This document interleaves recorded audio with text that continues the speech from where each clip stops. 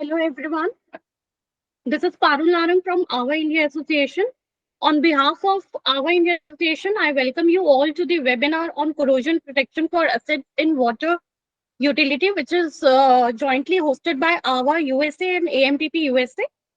In the webinar today, we will be having three speakers. I'll quickly just introduce you with all the speakers, after which we'll start with their presentations. So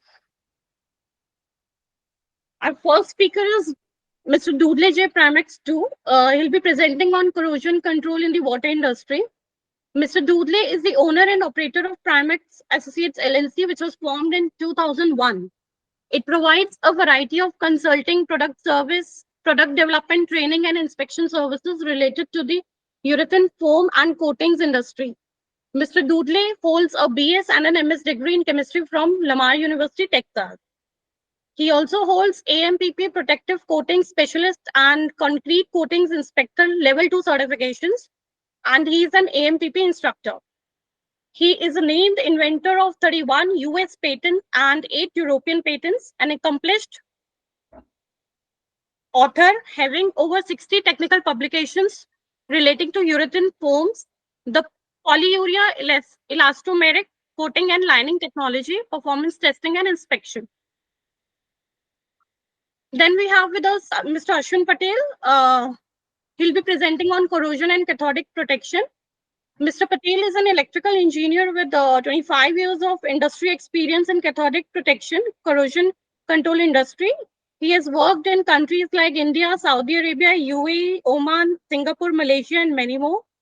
Mr. Patel possesses the highest level certification, that is level 4, from National Association of Corrosion Engineers in Houston, USA, which is now AMPP. He has a vast experience in corrosion prevention technology known as Cathodic Protection System.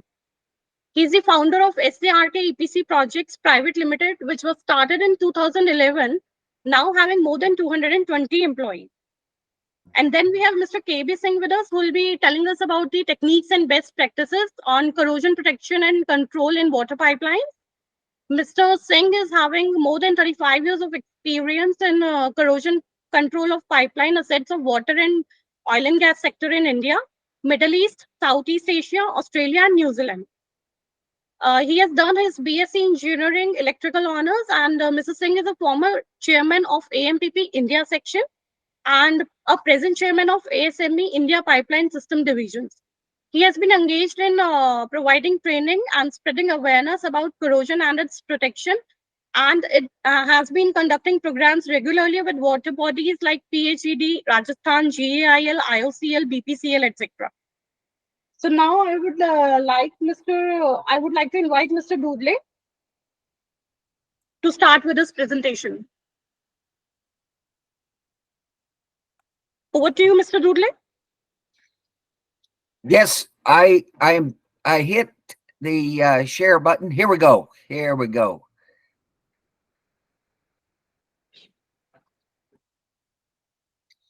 All right. Hello, everyone. Thanks for joining this webinar. Thanks for having me as a presenter for this. I am based here in Texas, so it's early morning for me, late in the afternoon for most of you that have joined us here. I want to thank AWWA India, and more specifically, my friends at AMPP for inviting me to be part of this presentation. My focus on the presentation is going to focus on the elastomeric coating and lining systems that we use for corrosion protection. Mr. Patel and Mr. Singh will get into more details about corrosion, what causes it, and so forth. But I'm going to focus on how we use these elastomeric coatings to protect our infrastructure from various forms of deterioration and also including corrosion. We're going to address various areas of corrosion and other major factors that come into play and how these protective coatings can be used. So factors that affect our water are, number one, corrosion, as seen with the top right-hand picture That's actually a picture of microbial-induced corrosion inside of a pipeline. Other factors that affect water are plugged water mains, poor or inadequate design and age. Like, for example, the picture on the bottom right, we've got 3 sections of concrete. 2 of them are nice, and 1 of them, there's something not right. We have erosion issues, which is depicted by the picture on the bottom left-hand side. And then, of course, we get infiltration or contamination from outside sources. So corrosion is a big aspect, but other aspects where we use these protected coatings are very important as well. One of the factors, or what we're going to talk about today, relates to these thick film plural component coatings that have a very fast reaction time and very high film build, and they can be elastomeric systems or a more rigid type material, depending upon what the application areas are. But before I get started with these systems, in our industry, there's quite a few misconceptions about some of these products.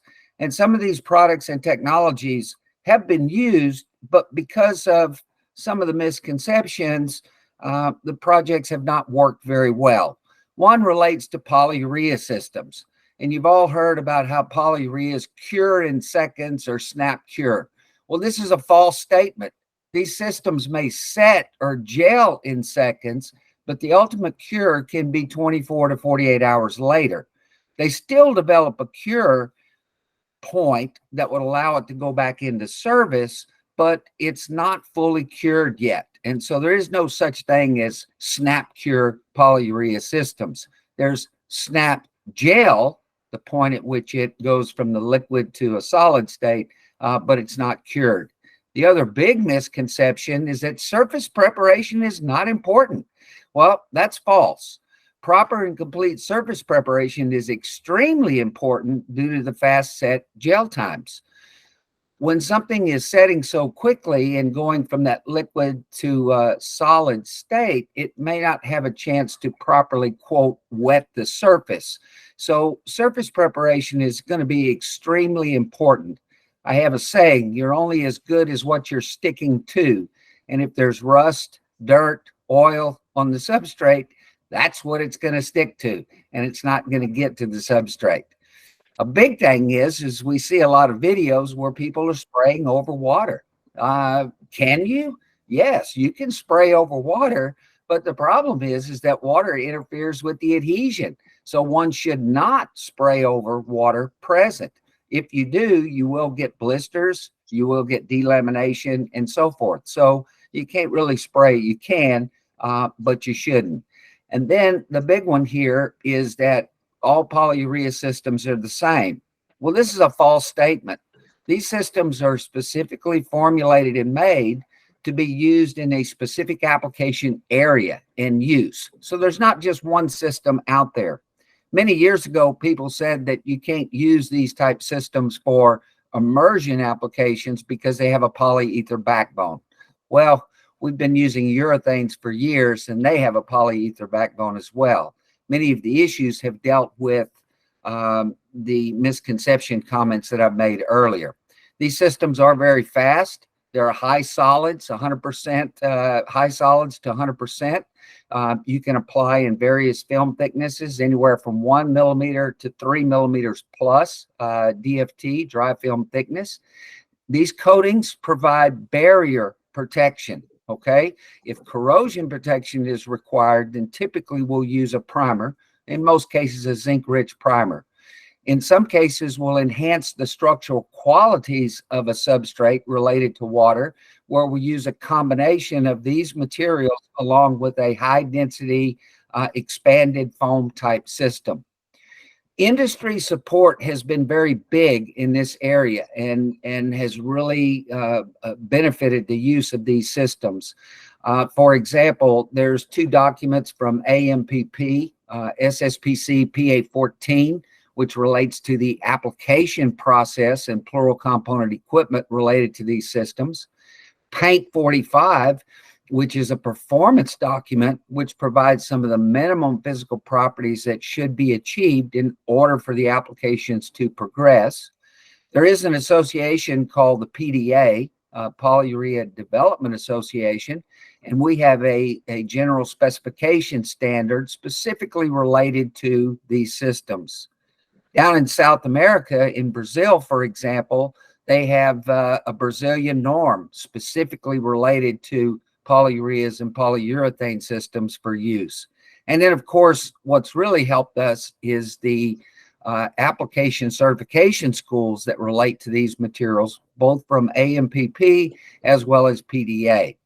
These documents and training provide the specific guidance and industry application procedures such that we ensure performance in these respected project workings. When we look at these systems, there are different types. There's the standard elastomeric, which typically 400% elongation systems, about a 50 shore D. We have what we call our semi-structural. They're a little more rigid type systems, but they're still considered an elastomeric. And then we have systems that are considered fully structural, which have a very high flexural modulus or stiffness and a very high shore D. Most of these systems are very fast in gel time. There are some systems that are a little bit slower, but they're kind of a modified system. When we look at these systems and we look at the various application areas and where they can be used, for example, in potable water or water applications, all three types can be used. We get into more chemical conditions or mining applications, then that's where one type is preferred over another. And this chart just gives an example. One of the things about these systems is that from an application process, due to their very fast reactivity and high solids content, very specific equipment is required for processing. These are just some examples of that type of equipment. It's not your typical airless spray equipment, but it's high pressure heated plural component equipment. One of the successes has been due to proper training and the use of this equipment and also maintenance. It's not a simple airless spray type material as we go through. So again, getting back to the standards and the training becomes very important when application of these materials. Well, let's look at some of the application areas that relate to water and where this technology is successfully used. We do quite a few water tank linings, and these can be concrete tank linings as shown in this northern North America. Concrete tank lined and put back into service very quickly with an elastomeric polyurea system. This particular tank has been in service now for more than 10 years without any problems. We also do steel water tank linings. These can present a challenge, especially if they're bolted steel tanks, because it's very important for the applicator to get a uniform void-free finish on these tanks. Many of the systems that are used in this application go direct to the properly prepared steel and perform very well. This is an example of another tank. This tank is actually in North America as well and been in service for more than 10 years. In addition to potable water, this is an example of an irrigation and agricultural situations. The issue here is not so much corrosion, but it's the fact that the concrete substrates do crack and they get water loss. Yes, these tanks, water tanks are open without a top, but the situation here is this is for emergency use, and these are concrete applications here. Another area that's become very important as it relates to our agricultural area are these irrigation canals. The irrigation canals are typically concrete. Some of these structures are wood. The issue, of course, is that the concrete will crack and you'll get cracks over time. And so you get water loss through the cracks. not so much water loss through evaporation. And in some cases, they will just, as shown in the middle picture, is they'll just use the material to treat the cracks. But in a lot of cases in irrigation, cost comes into play. They'll line the whole irrigation canal. Most of this work here is done in the northwestern United States, but we also have some work going on in the southern and Central America that relate to this in agricultural. Okay, so this is a agricultural emergency water application. Yes, it's an open top tank, but it is emergency. The reason the elastomeric coatings were used because the concrete tanks were cracking and leaking water. We also see irrigation canals for agricultural applications. Again, loss of water, not through evaporation, but because of the cracks and the movement in the concrete. In some cases, they only line the cracks and not the whole concrete area. An interesting one that we've been involved with relates to rainwater capture in the islands. For example, in Bermuda, in the Atlantic Ocean, the houses have a special coating on the roof such that they trap their rainwater, and that is used for water which is filtered and so forth.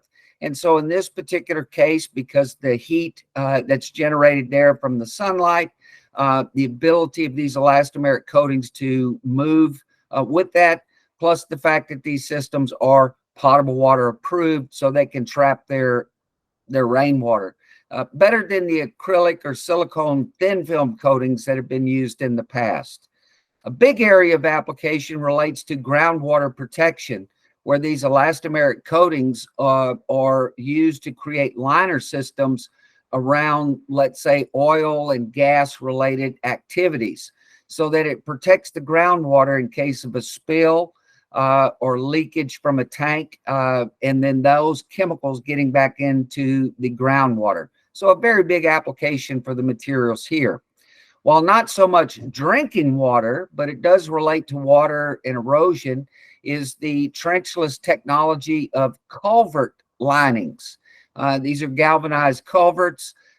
They typically have corrosion and erosion issues, and going in and rehabilitating those, as well as doing those that are new. There is a document that was put together by the National Corrugated Steel Pipe Association in 2012.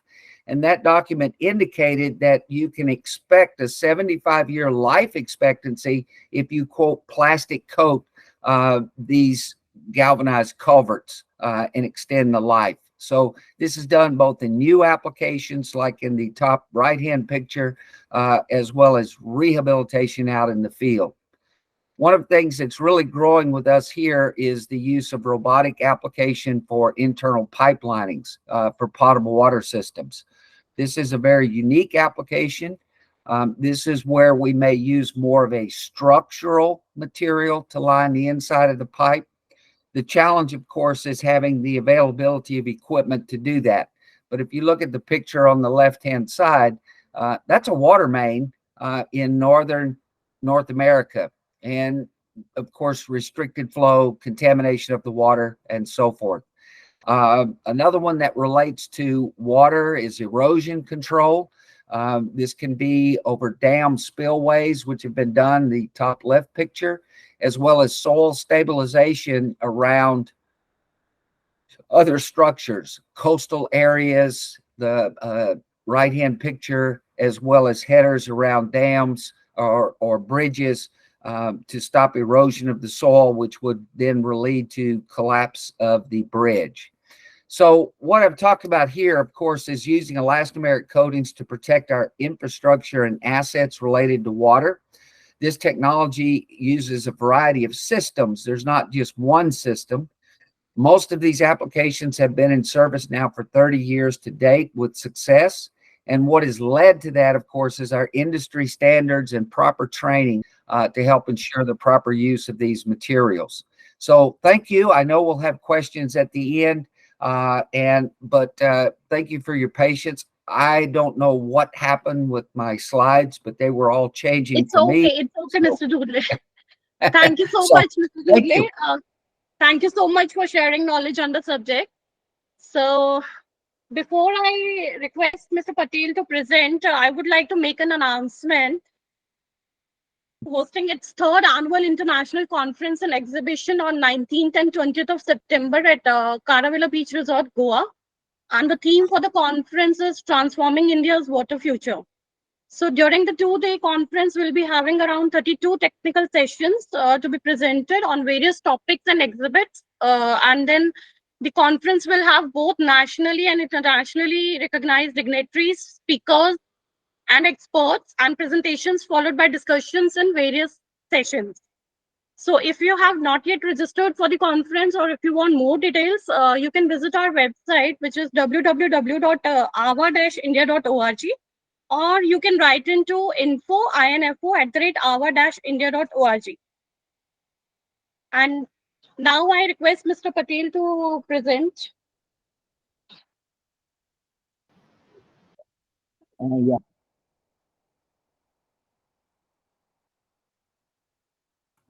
Yes, yes. wonderful.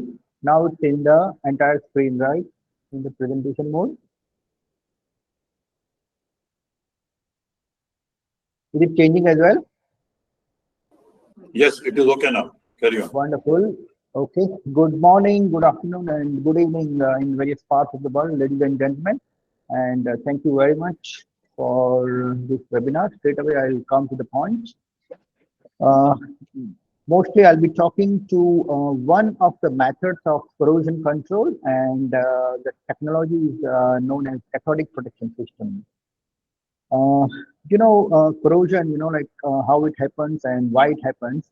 When we are extracting the steel in the rolling mills, we are putting a lot of energy into it, and as per the law of thermodynamics, any refined metal will tend to go into its original state, that is in a lower energy state, and that is its ore. So corrosion is a very natural process, and when we don't do anything, then it will tend to happen, and we will have a consequences of corrosion. Yeah. So, yeah, go ahead. Okay. So here in this slide, you can see the anodic and cathodic area on the pipeline surface, and that's how on the anodic areas corrosion happens. Corrosion to happen, there should be four conditions to met. There should be an anode on the surface, there should be a cathode, there should be electrolyte, and there should be metallic part. When there is steel structures either underground or underwater, then all these four conditions are met, and that's why corrosion is going to happen. So here you can see the corrosion cells on the pipeline, wherein you can see the different potentials occurring on the pipeline surface, and some areas are become anodic and some areas are become cathodic, and natural corrosion, that's how happens. Well, ladies and gentlemen, there are various forms of corrosion. One is the general corrosion, which will happen in entire surface of the structure, and that will be a uniform thinning on the surface of the steel. There will be some localized corrosion due to difference in chemical or physical condition between nearby sites, and that localized corrosion will be very intense. Third form of corrosion is the galvanic corrosion, which will happen when two different metals are connected together.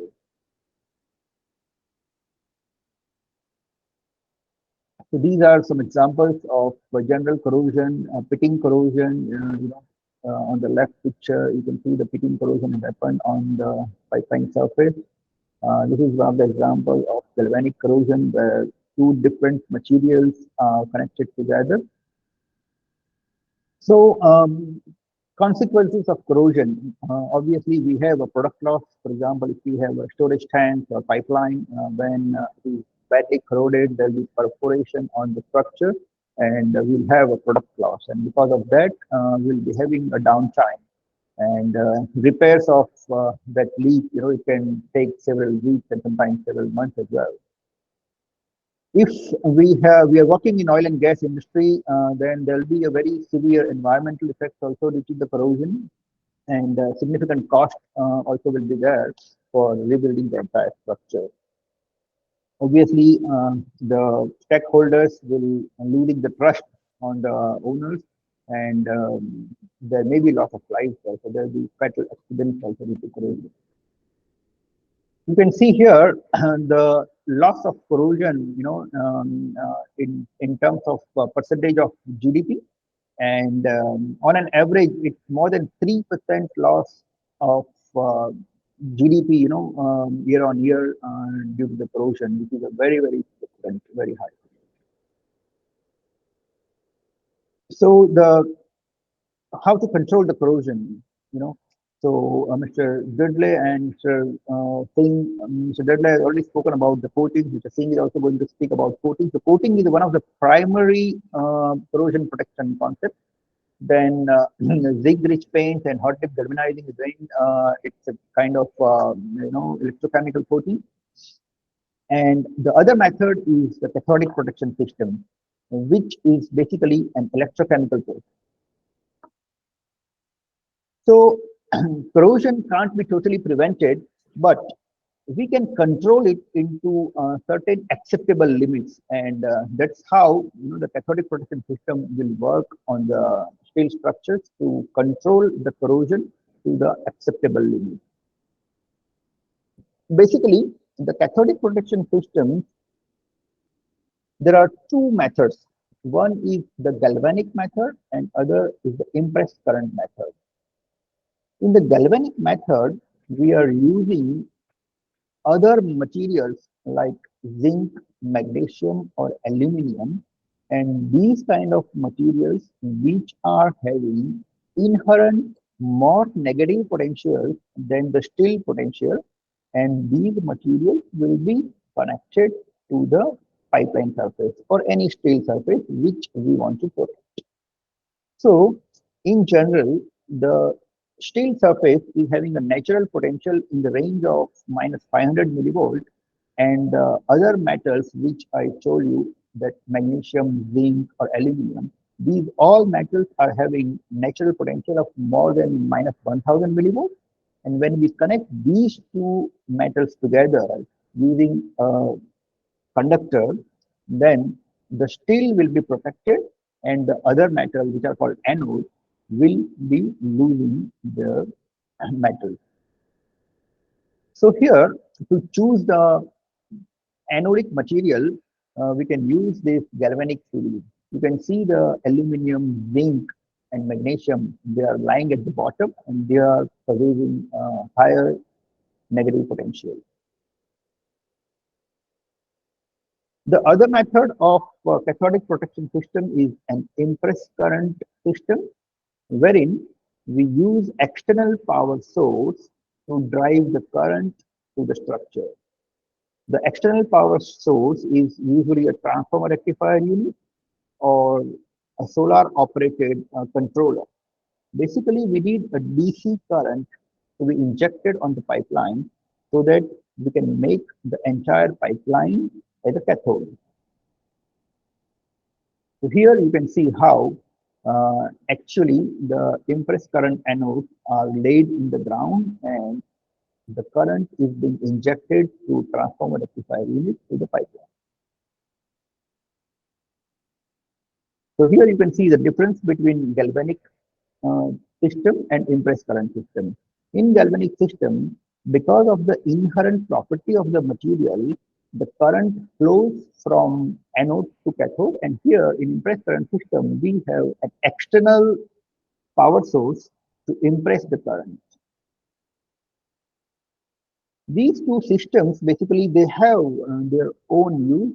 When we talk about the sacrificial system, we can use it in a relatively small amount current is required. For example, if you have a fire water pipeline in the plant, which is normally above ground, and it is crossing at the road crossing, and very few meters of length is underground, then for that small section, we can use sacrificial anode to protect that particular small section of the pipeline. We can use sacrificial anodes in electrically shielded areas where impressed current system is ineffective. For example, when there is a road crossing and the casing pipe is installed, we have to protect the main pipe inside the casing using galvanic system. Impressed current system is normally used for the larger structures. For example, the water mains, which are normally having the large in diameters and longer length, or concrete structures where we can use impressed current anodes where we need a large amount of current.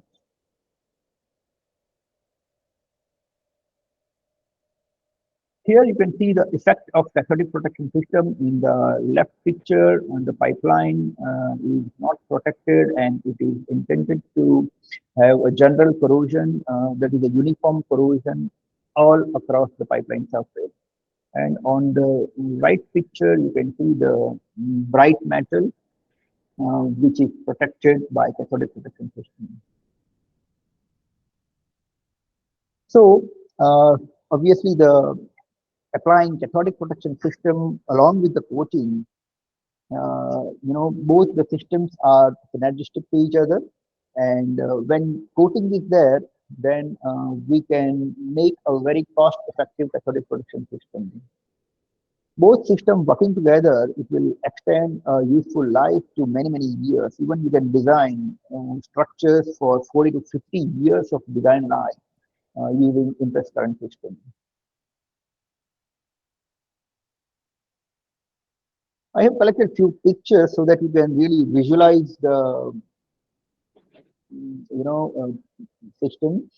Here there is a sacrificial system anodes are there. And very quickly I'll finish my presentation because we are running short of time. Here you can see the cable to pipe connections, which is normally used for both the systems. Here you can see the test station where the cable is connected from the pipeline to the test station. And here we can measure the potential on the pipeline. This is the actual transformer rectifier unit. This is how it looks like, which is a power source for cathodic protection system. And normally we use electrodes, by boring the bore holes in the ground, and at the depth we install the electrodes to inject the current.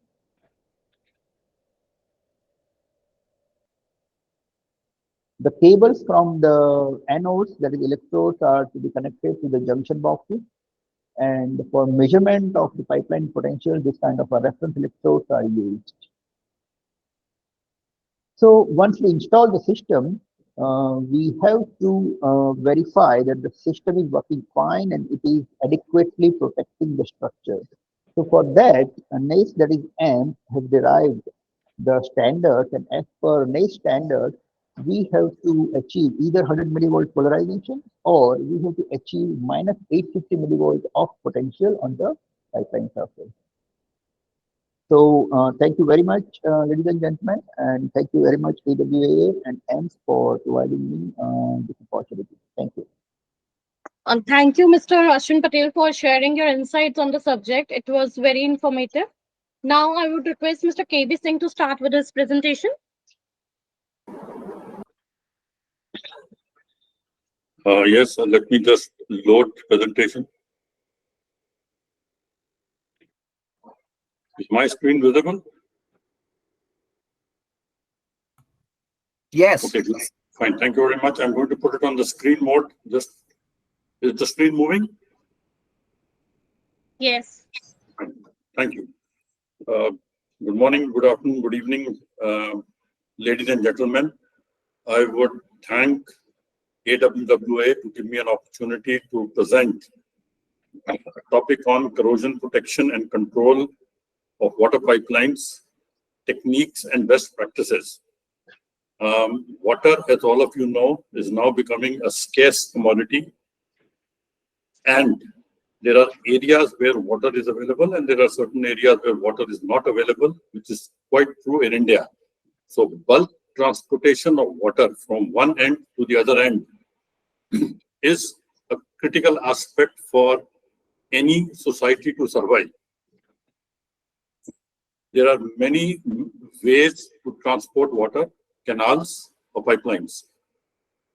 In canals, you have a lot of evaporation, so the technologies have moved around transporting water through large diameter water pipelines, which either flow on gravity or use a pumping system to pump water at pressures.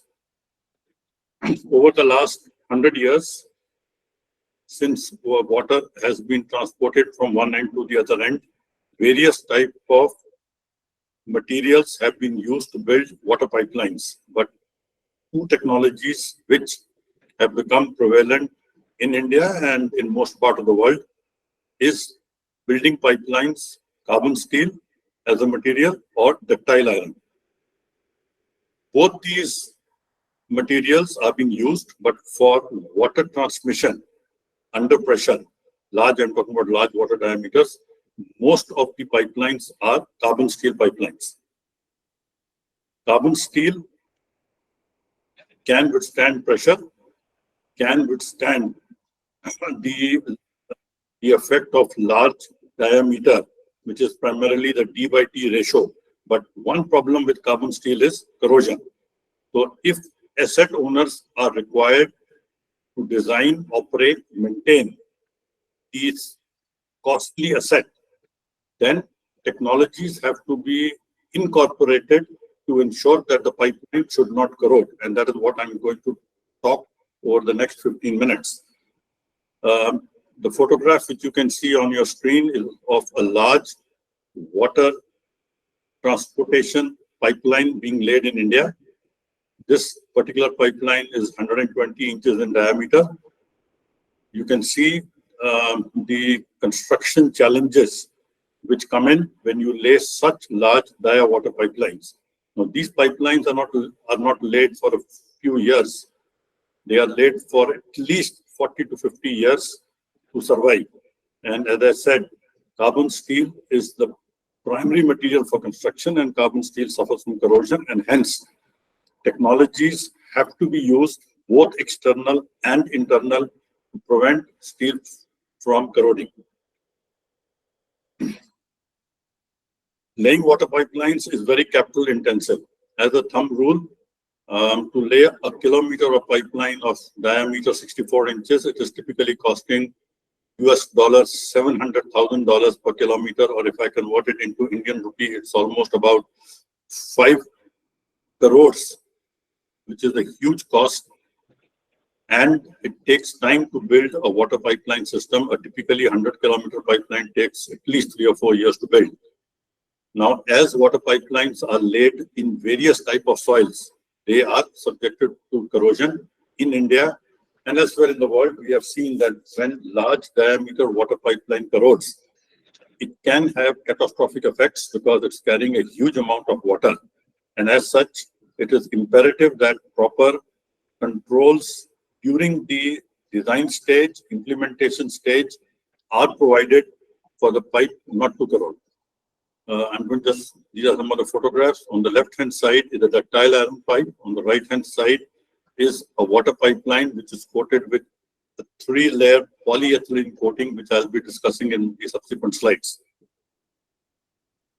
So, life of a water transmission system is primarily dependent on internal and external corrosion rates. Today, in this modern world, we have technologies where we can predict that what are the external corrosion rates using computer simulation, and also practically measure the corrosion rates using corrosion coupons. Now, when we talk about corrosion rates, just to give you an overview, the corrosion rate is primarily dependent on the type of soil in which the pipeline has been laid. If the pipeline has been laid in a less corrosive soil, then the corrosion rates are less. If it's laid in sand, the corrosion rates are about 0.05 millimeter per year. But if the same pipeline is laid in a salty environment or near a sea coast, the corrosion rates go as high as 0.5 millimeter per year. What I would like you to focus on, a new type of corrosion which the pipelines are experiencing due to rapid urbanization, and that is stray current corrosion, which can either be AC induced or DC induced. I'll go through it in my subsequent slides. This can push up the corrosion rates as high as 3 millimeter per year. So it is a challenging environment today for engineers to design a water pipeline system which can serve humankind for 50 years without any leaks. The subsequent slides are basically going to focus on the type of coatings which is required to ensure that the asset does not leak over a minimum 50-year lifetime. Nobody in this modern world is going to lay a pipeline for 10, 20 years. So when we look at the anti-corrosion mitigation measures, we would look at external coatings, internal coatings, and cathodic protection, which Mr. Ashwin Patel just spoke about. Now, when we look at a pipeline system, we have to ensure that all the components in the pipeline system are adequately protected by suitable external corrosion and internal corrosion coatings or linings. So we look at main pipeline, the gust weld joints, fittings, bends, tees, and buried valves. So everything which goes in the soil needs to have a proper coating to survive for 50 years. That's minimum I'm talking about. Now, when we start looking into which type of coating should go onto our pipelines, we study soil-based corrosion. Now, the soil-based corrosion is primarily dependent on the resistivity of soil and also depends on the type of cations and anions which are present in soil. So we look at the ppm levels of cations and anions and also at the redox potential of the soil. We then study the terrain in which the pipeline is being laid. If there are a lot of high voltage transmission pipelines which can cause AC corrosion, then suitable measures are incorporated in the design stage and implemented during the execution stage. Similarly, if the pipelines are being laid through incidental equipments which can cause DC corrosion, which is primarily other foreign pipelines of oil and gas which are cathodically protected, any DC equipment like solar-based power plants which can cause leakage, DC currents in the soil which can be picked up by the pipeline are also studied and proper mitigation measures provided to prevent DC corrosion on the pipelines. So it is a quite engineering intensive job in areas which have high urban population to ensure that the asset does not corrode over the design life or the operating life. Now, as Mr. Patel spoke, carbon steel, moment it comes in contact with soil, develops a potential. This potential is defined as the native potential and varies between minus 0.2 volt to minus 0.8 volt when we measure with respect to a reference electrode. This varying potential is the culprit of corrosion. The varying potential starts a flow of corrosion current, as you can see in the drawing. When the current comes out from the pipe, steel corrodes. When the current goes in, the pipe does not corrode. This current which is coming out is either in microamperes or milliamperes and is defined as the corrosion current. But over a period of time, this current is sufficient to destroy the carbon steel pipelines which are laid in soil. This particular photograph which you see is of a pipe without a coating. So it has gradually, thickness has reduced due to uniform corrosion, and at the well joint, as the thickness has come down, the pipe simply bursts. This doesn't happen in the modern world because we have a coating around the pipe. Now, when you have a coating around the pipe, the problem comes is at the places where coating gets damaged, either during construction or deterioration of the coating during the operational life. Steel comes in contact with soil, and now we do not have a uniform corrosion, but what happens is we start having a pitting corrosion. This pitting corrosion can cause a substantial loss of steel, and ultimately, if it is not controlled, it can lead to leaks in the pipeline. And the technology normally what we use to prevent these sort of leaks is cathodic protection. Now you can see on the photographs the depths to which the steel gets exposed. Now, this depth keeps on increasing and is basically defined as a pitting corrosion. That is something which we have to control during the operation of the pipeline. This slide basically tells you that when a pipeline is close to another pipeline which is cathodically protected, that means it is receiving some DC current. The water pipeline can pick up the DC current for some reason, these are technical reasons, and then this current will discharge back into the soil. When the stray current discharges back into the soil, we have what we call as stray current corrosion, and the corrosion rates can be extremely high. It can go up to 1 millimeter per year, 2 millimeter per year, and if not mitigated, the pipeline can corrode within a couple of years. So DC interference in water pipelines which are being laid in high density populated areas is a concern. Technologies are available to mitigate it, but the knowledge should be there with the design engineering cell of the water pipeline departments. AC corrosion. Now that's another problem what the modern world is facing when water pipelines are laid in close proximity to high voltage towers. How close? Anything between a distance of 100 meters. Voltage, AC voltage is induced in the pipe. We have seen voltages up to 10, 15, 20 volts getting induced on the pipe.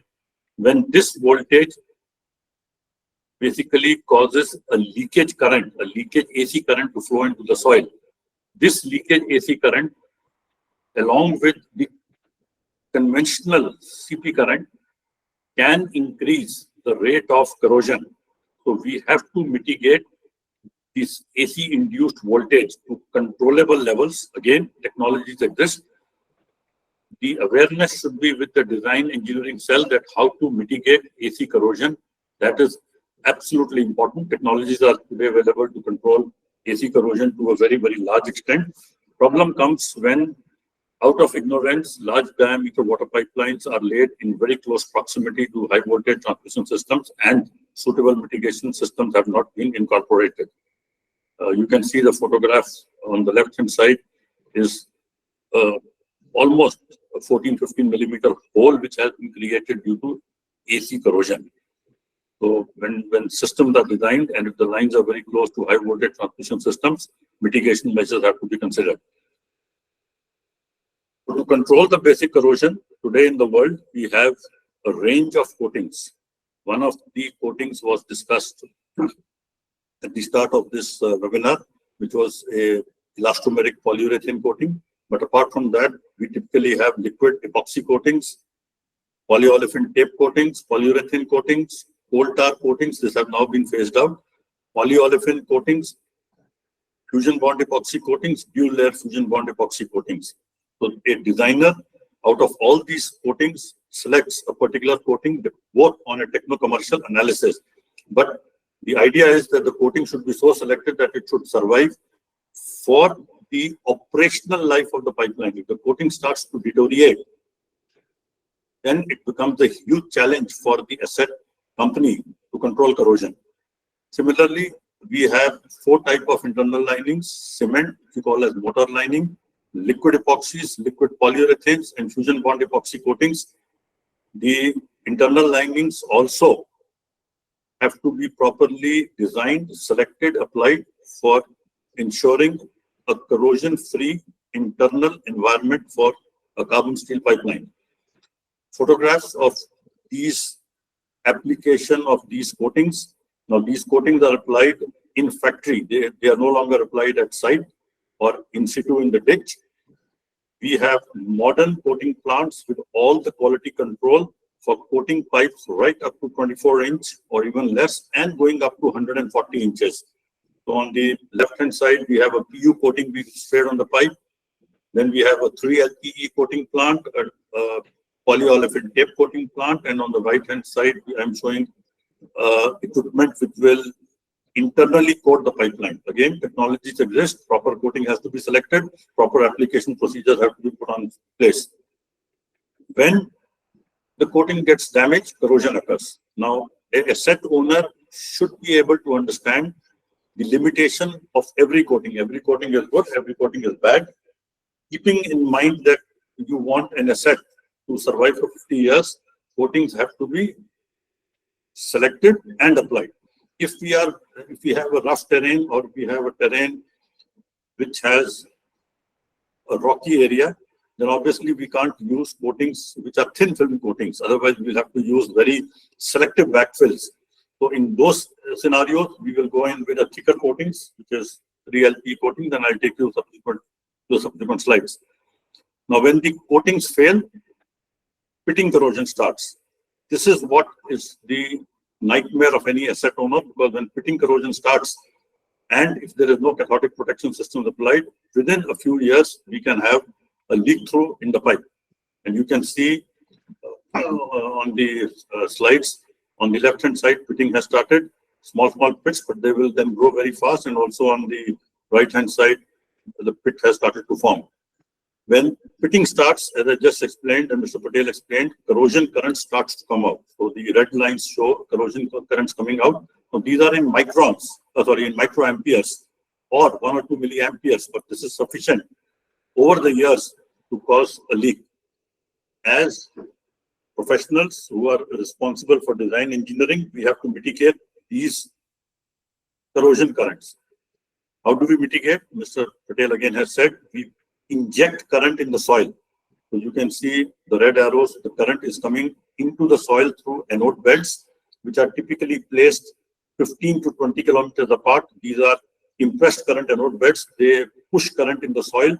The current is picked up by the pipelines at the coating damages, and we restrict corrosion. Long asset management requires cathodic protection. Coatings provide 99% of protection. It's 1% where the coatings get damaged. You need cathodic protection for a 50-year design life. So once you take the pipe, you put a coating. I have just classified the coatings, the way the coatings are classified in professionally. Polyolefin coatings have a thickness from 3 to 4 millimeters. Liquid coatings have a thickness from 0.6 to 1 millimeter. Powder thermoset coatings have a thickness from 0.4 to 0.8 millimeter. So we are classifying coatings as polyethylene, liquid coatings, and thermoset coatings, which are fusion bond epoxy coatings. Most of the coatings are factory applied. Liquid coatings can be site applied. Some quick photographs of the coatings which are available today in the world. In India, primarily we use 3-layer polyethylene coating because we need a thicker coating to ensure that the coatings do not get damaged during laying and operation. As the name suggests, there are 3 layers in the coating.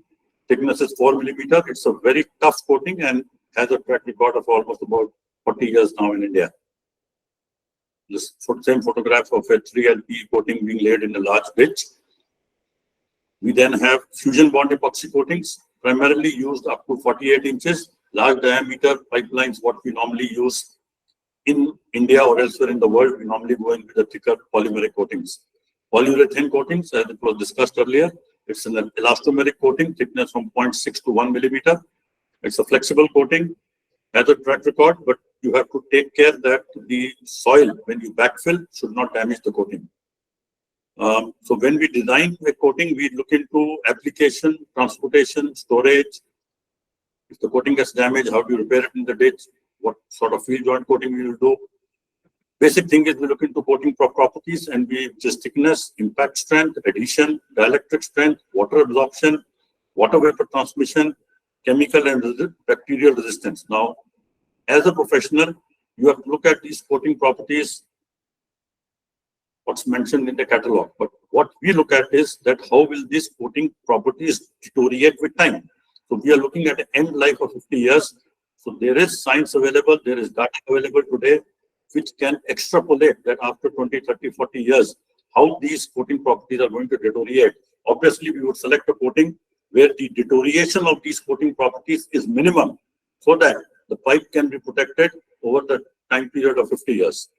Cathodic protection has to come in because small damages, if not protected, will definitely lead to pitting corrosion and eventually to leaks.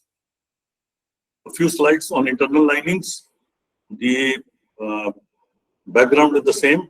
Water is conductive, depends on what type of water, but when it is in contact with steel, steel is going to corrode.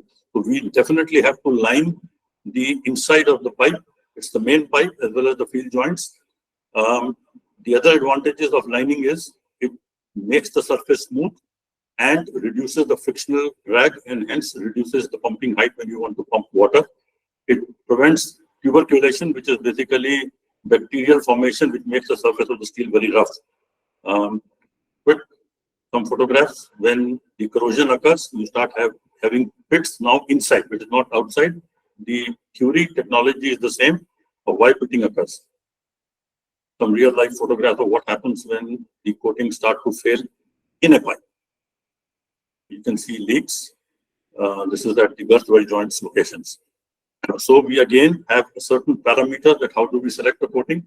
We decide on what type of water is being transported by the pipeline, potable water, irrigation water, or seawater. Depending on the type of water, the total dissolved solids, the ionic loading of the water, the pH of the water, we decide a generic type of coating. And then looking into the mechanical consideration, we decide on the thickness of the coating. This is the science. We need to properly select a proper internal lining for ensuring a free 50-year life.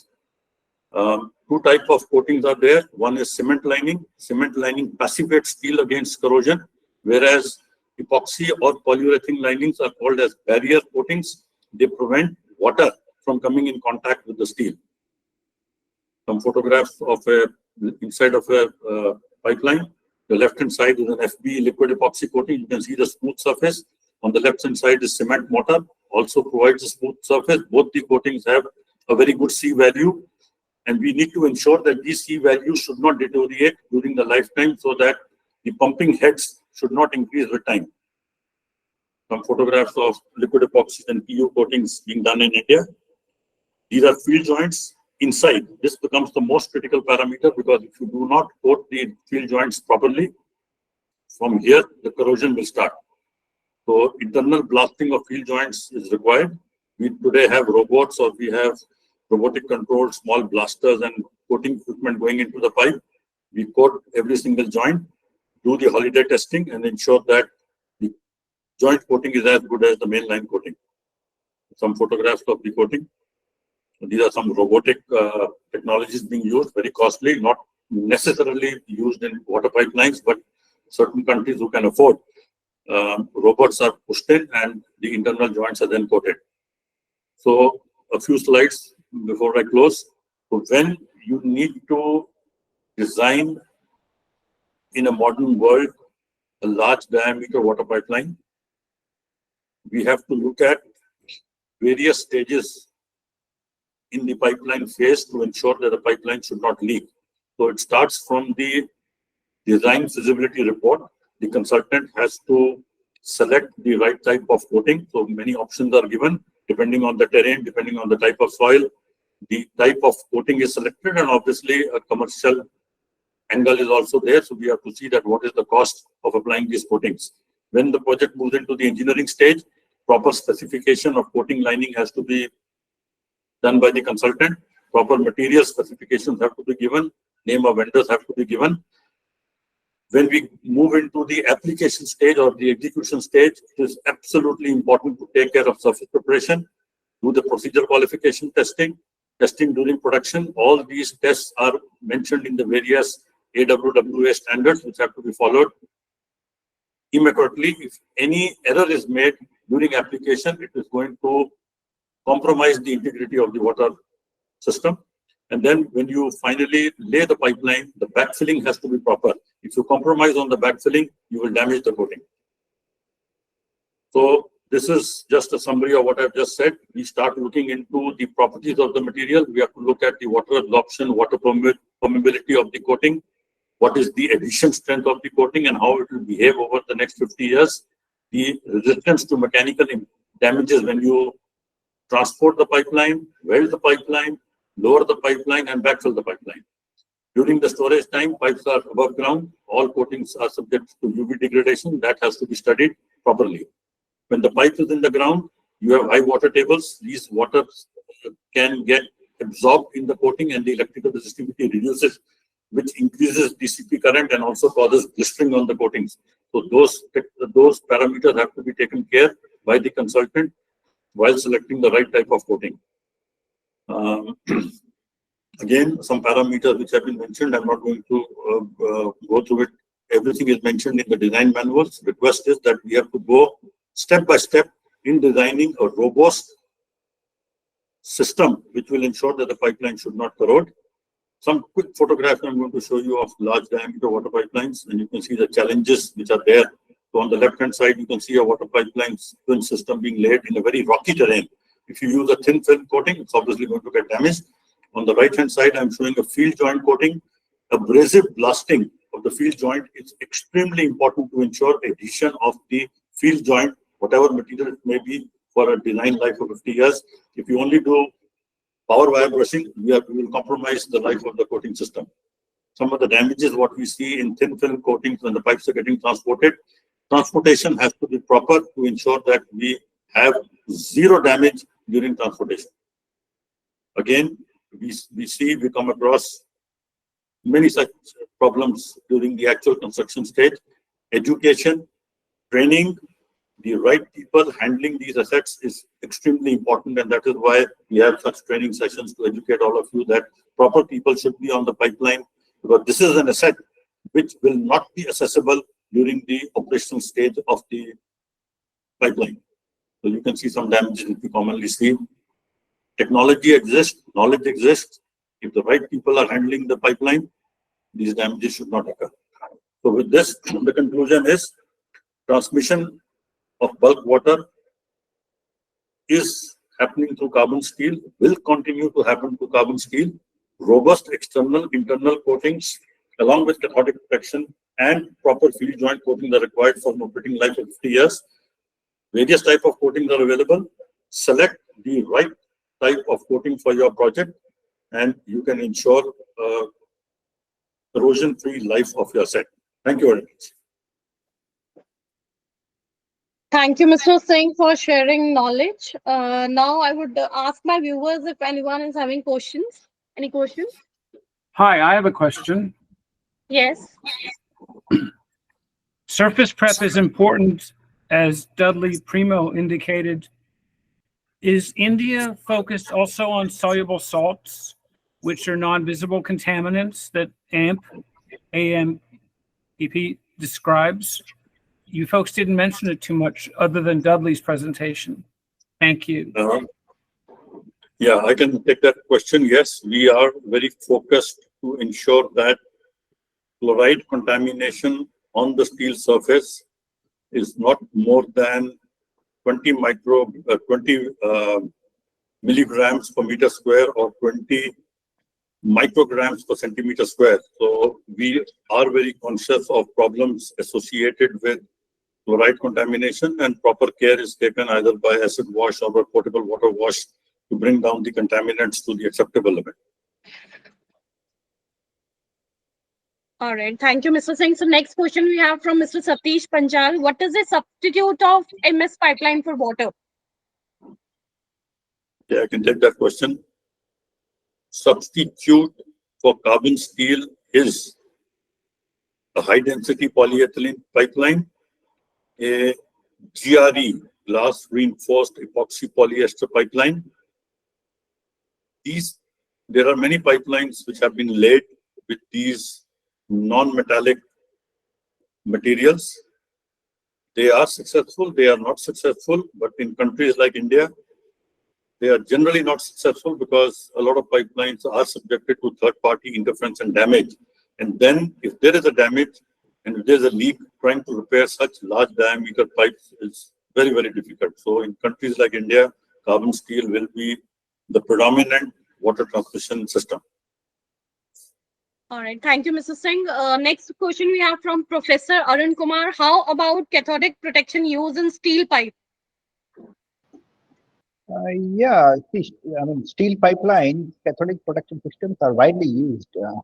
In fact, for oil and gas industry, it is compulsory. It is made a law that CP system has to be installed for oil and gas pipeline, and it is widely used for water industry as well. All right, Mr. Ashwin, thank you. Then we have next question from Mr. Satish Panchal. For the convenience of treated wastewater, which type of 1400 mm dia pipeline is good?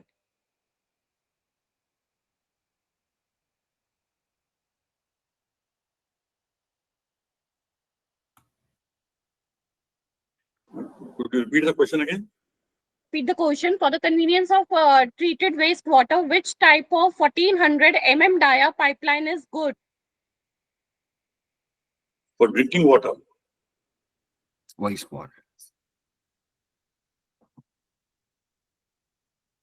And your voice was not audible. If you could repeat again, I'll appreciate it. I repeat it again. For the convenience of treated wastewater, which type of 1400 dia pipeline is good? Okay, the question is not that clear, but I can answer it out. 1400 dia pipeline for a treated wastewater, we would normally go with carbon steel and use a suitable lining system so that the wastewater should not cause corrosion. Now, which suitable lining system? It can be a polyethylene lined inside pipe, or it can be a glass flake epoxy or a vinyl ester epoxy. All right. Next question we have from Mr. Panchal. How is the experience of DI pipeline? Okay, DI pipeline is ductile iron pipeline. Its origin is from cast iron. So in early 1950s, when cast iron became prevalent primarily in America, the thought process was that cast iron would not corrode, and that's why cast iron came in. It is not a welded system; it's a belt system. But over the years, it was understood that cast iron also starts to corrode.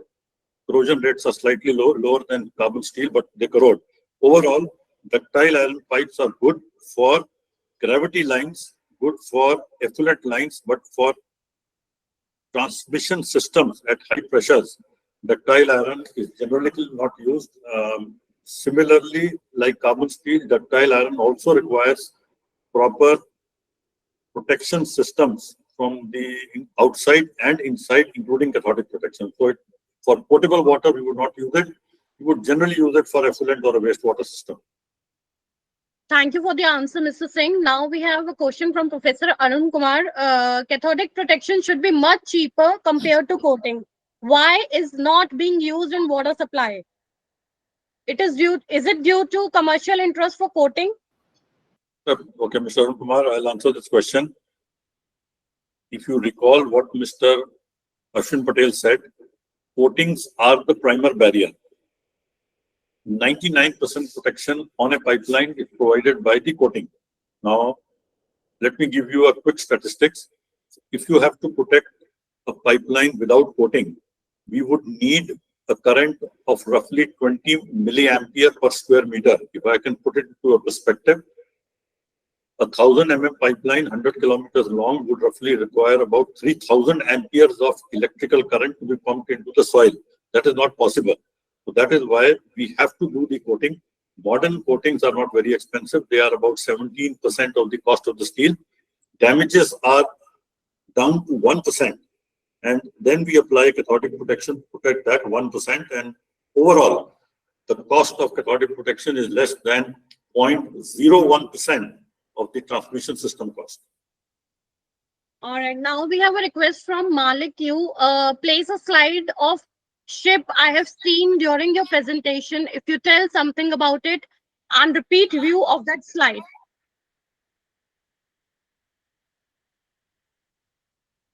This question is, place a slide of ship I have seen during your presentation. If you tell something about it and repeat view. Can you please play the slide? Play that slide once.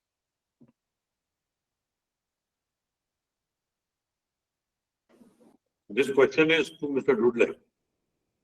Mr. Dudley? I did not have a picture of a ship.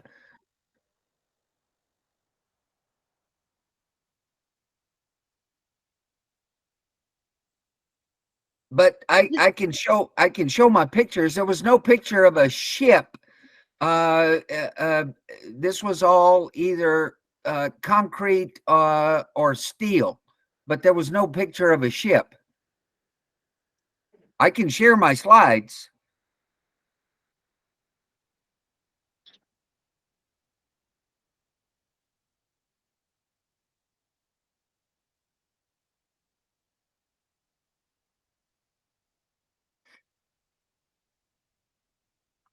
Are you sharing, Mr. Doodle? Yes, Yes. you should But be there able to see it now. Yes. Can you please proceed on to the next slide? Okay. There was in the pictures, the only pictures I had, this is the pictures of the equipment. This was a picture of a concrete tank lining. This is a steel tank lining. These were open top emergency water tanks. This is a irrigation canal. This is a picture of a containment to protect groundwater. These were pictures of the culvert lining. This is some work being done in pipelining. And this is some pictures, maybe it's this picture here. This is actually a dam spillway. It's not so much a ship, but it's a spillway in where they were getting significant corrosion and erosion of the concrete spillway. So it was a two-part coating system. After priming, they sprayed a base coat and of an aromatic base system, and then a top coat of a white aliphatic so that it would retain the color. But I did not have a picture of a ship, let's say. All right, Mr. Doodle. Then we have, thank you for sharing the PPT again. We have a question from Mr. Rahul Patil. Is there any method available to reduce corrosion to existing laid pipeline? Okay, I can answer this question. Yes. We would again resort back to cathodic protection. So once we know what is the corrosion rate, we'll put in some corrosion probes, find out the corrosion rate, do some site testing in terms of what we call as a current drainage test, check how much of current would be required by that particular pipeline. In damaged water pipelines, it can be huge, but using cathodic protection technology, if we don't want to go and recoat the pipeline, which is very expensive, in a big, large diameter water pipeline, applying cathodic protection, yes, we can do it. Thank you, Mr. Singh, for answering. Next question we have from Professor Arun Kumar. How about GRP pipe used in water? Okay, I can also take this question. GRP, glass reinforced polyester. It's a good technology. Has been used in many countries around the world. Why it is not so prevalent? Number one, it requires highly trained people to install. See, when you join two GRP pipes, obviously there is no welding the way we do in carbon steel. So it's basically we are welding it using the same material and some solution. So the ground has to be, the base has to be properly consolidated. Any movement in the ground can cause a fracture of the field joint, and that's why these lines tend to fail. Number two, whenever you have a bend, there will be a thrust hammer. So if proper anchors are not designed at the bend, due to the thrust hammer of the water, the material tends to crack, and that's where the failures occur. So challenges are there. So that's why on large diameter on paper it's very good, but in practicality, if you don't have trained manpower, the life of the system is quite compromised. All right. Thank you, Mr. Singh, for the answer. So I think we are done with the question and answer. So at the end, I would like to thank everyone for attending our webinar on corrosion protection for assets in water utility. We are happy you took time to join us, and we hope you enjoyed this session. Special thanks I would like to make to Mr. Doodle, Mr. KB Singh, and Mr. Ashwin Patel for such an informative session. I would also like to thank Ms. Helena and Ms. Jennifer for your support to make this webinar happen. And also, I would like to tell you that if you're not a member of our India Association and are interested to become one, please log on to our website, which is www.our-india.org. Or you can write into info@our-india.org. Thank you again, and we hope to see you very soon. Thank you so much. Thank you very much. Take care. Thank you. Thank you.